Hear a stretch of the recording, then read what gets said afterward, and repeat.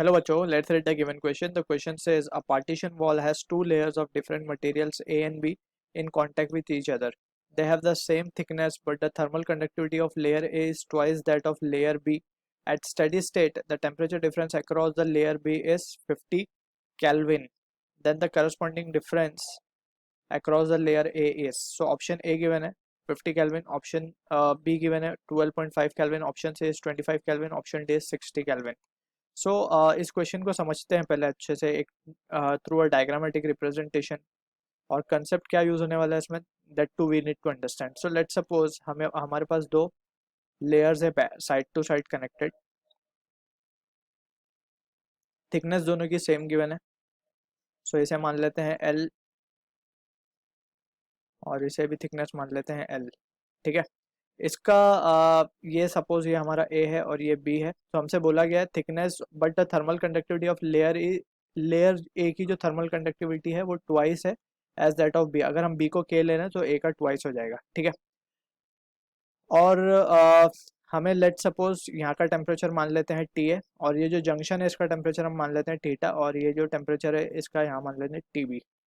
अब यहाँ पे we need to understand one thing. ये तो हो गया डायग्रामेटिक रिप्रेजेंटेशन जो क्वेश्चन में गिवन है. अब लेट सपोज हम बात करते हैं वी हैव अ मटेरियल. ठीक है.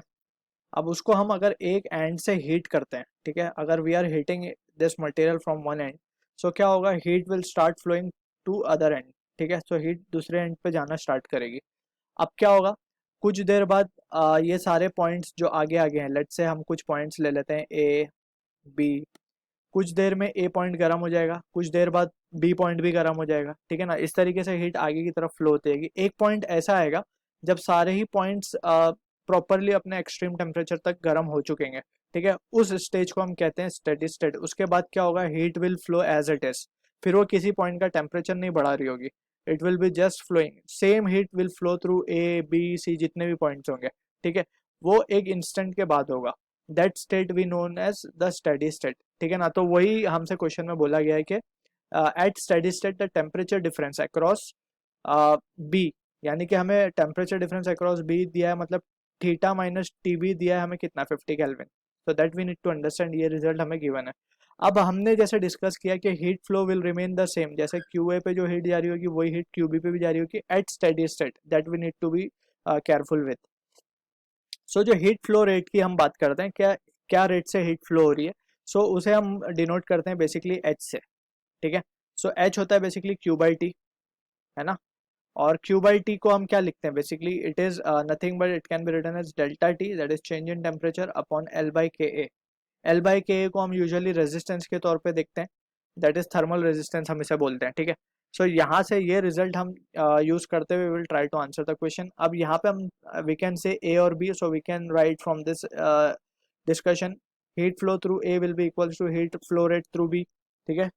अब इसके बाद क्या लिख सकते हैं हम, HA को क्या लिख सकते हैं, HA मीन्स ये A के अक्रॉस, सो A के अक्रॉस टेम्परेचर डिफरेंस क्या लिखेंगे हम, TA माइनस थीटा, जो हमें फाइंड करना है बेसिकली. ठीक है.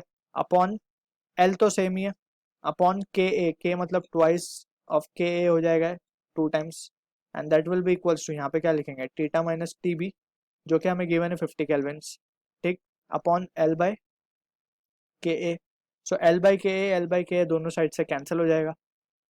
ये क्या हो जाएगा, 2 times of theta A minus TA minus theta will be and theta minus TB.